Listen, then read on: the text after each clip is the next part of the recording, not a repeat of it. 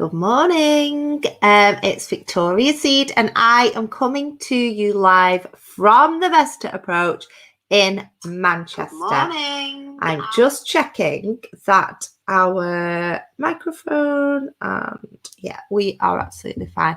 Okay, so today I'm going to be talking to you about 10 things that family members living with a loved one's addiction can stop doing. All right, I've not said should, I've said can, so I want you to have a think about it.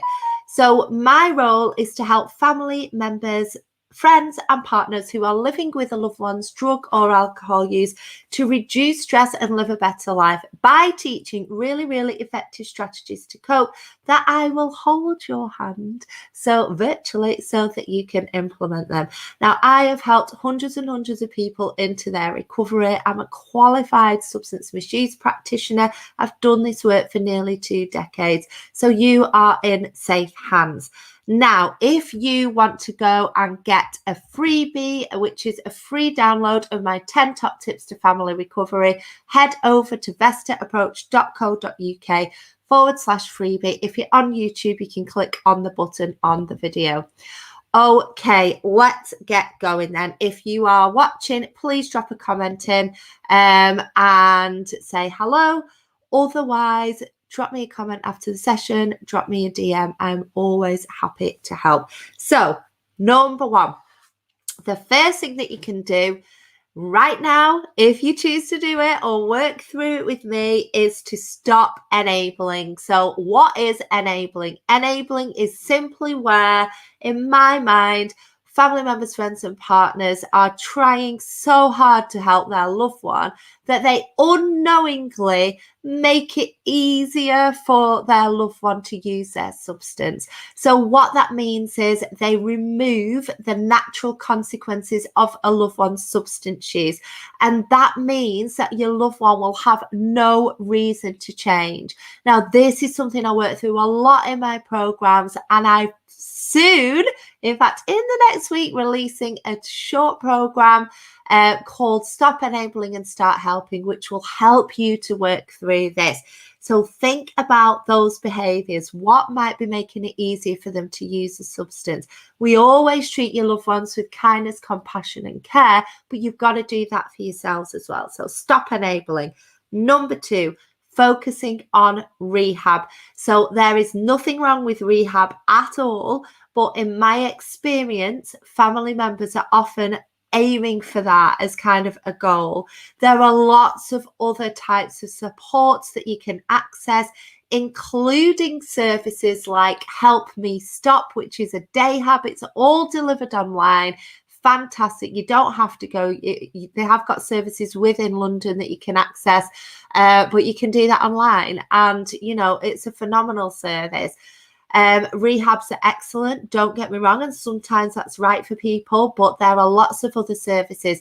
I am a recovery coach as well as doing this work. I have a colleague, Stephanie Chivers, who is also a recovery worker. Brilliant. She's got a similar background to me, and she can work privately with clients as well. So there are lots of options, and you know, just get in touch to discuss those, because I have people that can help you with that. Number 3, getting an intervention. So for those of you that don't know what an intervention is, it's referred to as a Johnson model. That's who created it a long time ago. And, you know, what happens there is that the family members are worked with to kind of write a letter to their loved one about the ways in which their substance use has affected them. Their loved one is invited into, well, kind of pressured, shall I say, into coming to this session. They have a choice, I suppose, and then everybody kind of reads out these letters to them, and then the option of treatment is readily available. Now, the problem with that, in my opinion, and it is my opinion, is that then it's not particularly compassionate, it's not particularly kind, and your loved one isn't prepared for treatment. So the success rates actually for that, compared to the type of work that I do, are pretty low. Okay, so for example, the craft method, which I'm trained in and I base quite a lot of my work on, in terms of treatment seekers is around 64%. So that's the kind of work I do, because we work with the family members to then prepare your loved one to willingly accept treatment. So it's a difference, you know, when we think about how much trauma impacts on people using substances and lots of other reasons, I think it's a kinder approach. And actually the Johnson intervention is only 30%. So it's half as effective as the type of work I do. And then, you know, and that's to access treatment, right? They don't necessarily comply with it and implement it as well. But through working with family members, preparing them for this journey, then getting your loved one to prepare for treatment, and then working through that journey together with support is absolutely great. Okay, so that is what we want to be aiming for, in my opinion. Now, don't get me wrong, intervention may have its place. I know people that have gone through that when, for example, a loved one is really poorly and it's, you know, a last resort, and it's great. And there are some fabulous trained interventionists around. Hello. I can see hello to Sheik now. Hi, Sheik. If you got any questions, just ask me. The fourth thing is controlling your loved one's every move. That is not healthy. You know, it's so easy to fall into that trap. Drug testing, checking everywhere for drugs, you know, all of that stuff. Some of it might be necessary, like, for example, if you have children in the home and you suspect they've used, but you're not quite sure, and the driving and things like that. But overall, I would recommend that you just avoid that, because it's controlling for the other person. You know, it's not really going to benefit your relationship overall. And the thing is, you know when they have used their substance, right? Trust your gut instinct. Sometimes you might be wrong, sometimes you might not be sure. And if you work on your communication as an affected family member, friend, or partner, you can actually learn how to have that discussion with your loved one and say, do you know what? Something's not sitting right with me, and I get a sense that something might be going on for you that you might use. I'm not sure. If you can tell me, that would be great, but I'm going to go and do X, Y, and Z. I'm just letting you know, because obviously it's going to impact on how I'm feeling at the moment. You don't have to accuse them. You can just improve that communication, so, you know, you get a sense of it. And if you're wrong, you can say, you know, it's going to take time to build up the trust here because of what's happened in the past. Apologize and move on. Yeah. And if your loved one's not using, believe me, they're going to tell you, right? And they are going to be telling you about their recovery. And if not, then we don't know. There might be something going on there. So number 5, engaging with your loved one when they are intoxicated. So you do not need to do this. It is not going to get you anywhere. Avoid it. So when your loved one's intoxicated, politely say, okay, I can see you've had a drink. I'm going to go and do, I prefer spending time with you when you're sober. I'm going to go and do X, Y, Z. Yeah. Watch Netflix, have a bath, go and see a friend, which we are going to be able to do soon, right?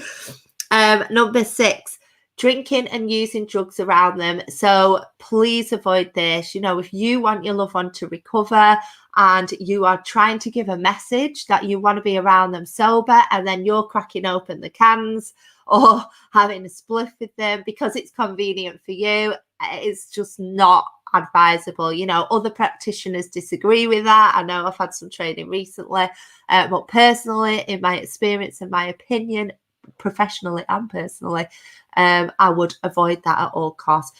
And if you're not sure about it, speak to your loved one. Just say, look, you know, I want to have a drink at the weekend. What's with my friends? You know, are you okay with it around you? Are you okay to come? Or shall I go out and stay out? Whatever it is. Yeah. So I would recommend avoiding that. Number 7, waiting for your loved one to change. So don't wait for your loved one to change, because, you know, just think now in your head, how long have you been waiting? How long are you prepared to wait for? Because if you keep doing the same thing, you're going to get the same results. So get your own help. And this isn't promoting myself only. There are some great free support services. So I'm in the UK. We've got ADFAM. We've got Scottish Families Against Drugs. You know, there are some phenomenal free organisations that can help you.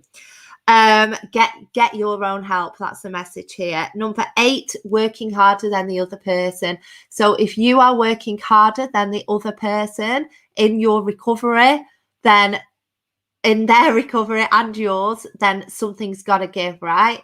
You need to be having equal conversations, equal support. I know it's hard. It's not going to be like that at the start, but if you are absolutely slogging your guts out to try and get your loved one to change and you don't see any change, something's got to give. So stop working harder than the other person. And if you want to do that work, come and speak to me. Yeah. Number 9, reacting emotionally. So you are naturally, when you are stressed and under pressure, going to be emotionally reactive, right? So what we want to be doing is get that under control so that you can respond strategically to the situation so that you are more likely to see a change in your loved one. And you're going to need help with that. It is not easy. So I can help with this. Get in touch. Don't be on your own. And number 10, going it alone. So that feeds right into the last point, going it alone. So let's just have a quick recap. Number 1, enabling. Number 2, focusing on rehab. Number 3, controlling their every move. Number 4, engaging with your loved one when they're intoxicated. Don't bother. Go and do something nice for yourself. Number 6, drinking and using drugs around them. Number 7, waiting for your loved one to change. Number 8, working harder than your loved one. Number 9, reacting emotionally. And number 10, going it alone. So if you can think about changing some of those things now, today, or have a think about it, map it all out and get in touch with me, that would be amazing. So drop me a message, get in touch. Sheik says, good advice. I think we accept this in some life changes. Yeah, thank you very much, Sheik. Okay, I am opening a new course, Stop Enabling, Start Helping, in the next week. And you can also come and join my membership. And both of those products are only £49. Yeah, the membership is £49 a month. And you can work with me one-to-one as well. Do not forget that you can go and download 10 Ways to Family Recovery right now and get that PDF straight into your inbox to start improving your life and reducing your stress. Okay, I will see you next week. Bye.